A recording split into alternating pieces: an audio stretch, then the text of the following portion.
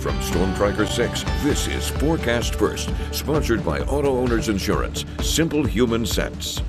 Well, although it was quite warm out there today, it was also very windy across mid-Michigan. Our peak wind gusts today, 46 miles per hour for Lansing over towards Howell, 44 in Jackson. Flint's wind gust was up to 53 miles per hour, and we had some standard power outages across the area as well. Current temperatures range from 65 in Lansing to 59 in Grand Rapids, but still 83 degrees in Detroit. That will be changing very soon as that cold front continues to push off to the south and east. The showers and storms are already done. Now they're east of Toledo, so no threat of any severe weather out there for this evening. Tonight's forecast, it will be chilly early tomorrow morning as low temperatures dip into the mid-30s with partly cloudy skies. Some patchy frost is possible. We've got a few cool days and wet weather on the way, but we're also talking about 70s and 80s in the forecast. 6 News at 5:30 starts right now.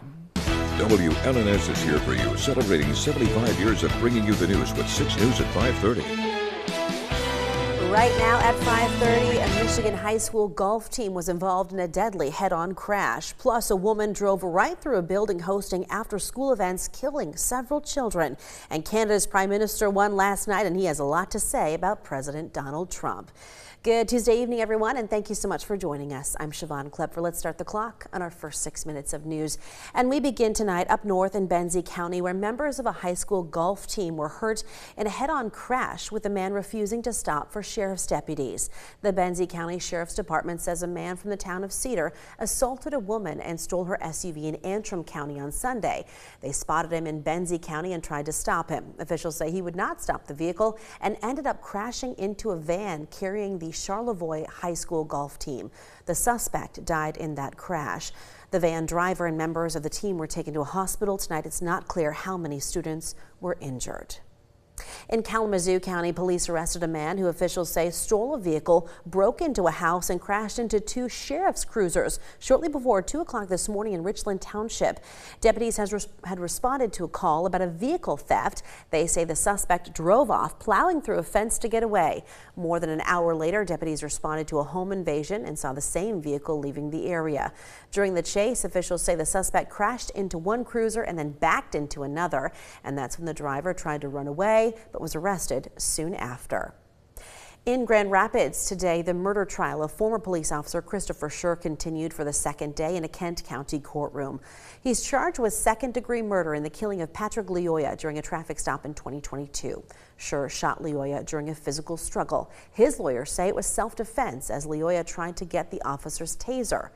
Today, the court heard from an engineer from Axon, the company that makes tasers. Jurors also heard from a use of force expert from the University of South Carolina that says he does not think deadly force was justified. The trial will continue tomorrow. In Illinois today, a community is still recovering from a crash yesterday that killed 4 children. Illinois State Police say a 44-year-old woman drove through a building where an after-school program for girls was happening. Officials say 2 7-year-olds, an 8-year-old, and an 18-year-old were killed. 6 other children were taken to hospitals, and 1 is listed in critical condition. The cause of this crash is still under investigation. In Texas, 3 workers were killed and 2 others were hurt at an incident at an industrial construction site just before 2 o'clock this morning. Officials say a scaffolding collapsed and 2 workers fell to their deaths. Another person survived the fall but later then died at the hospital. It happened at the Port Arthur LNG site, which is being developed as a natural gas export terminal. Moving now to Florida, officials have now released video showing the moment they say a private boat hit a ferry and then left the area. The Florida Fish and Wildlife Conservation Commission says the driver of the boat hit the ferry from behind. 1 person on the ferry died in that crash and several others were injured on Sunday night. Officials are calling this a hit and run, but so far no charges have been filed. Also in Florida, the Sarasota Police Marine Unit was able to get aboard an out-of-control boat Monday and bring it under control. Police say the person piloting the boat was thrown overboard when another boat cut them off. Well, that left the now empty boat driving in circles. The owner had minor injuries, was not wearing a life jacket, and was not using an emergency engine cutoff switch at the time. Looking now at some international news, the president of Mexico announced today that her country has taken in almost 39,000 deportees from the United States since President Donald Trump took office. About 6,000 of the current group came from somewhere besides Mexico. President Claudia Sheinbaum says Mexico accepted people from other countries for humanitarian reasons. And north of the border, Prime Minister Mark Carney won Canada's election on Monday night, leading the Liberal Party to a new term in control of the government.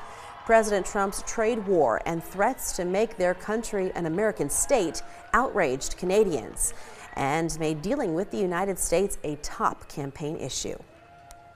These are tragedies, but it's also our new reality. We are over the shock of the American betrayal, but we should never forget the lessons. The Prime Minister anchored his campaign on an anti-Trump message promising to expand Canada's overseas trading relationships.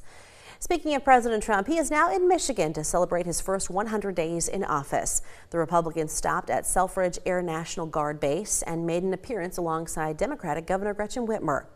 His itinerary includes a rally with supporters at Macomb Community College. And coinciding with his trip, the White House announced a plan to back away from tariffs on automakers and auto parts. There's a teacher from Pennsylvania who just earned an A+. Ashley Crossan is the 2025 National Teacher of the Year from the Council of Chief State School Officers.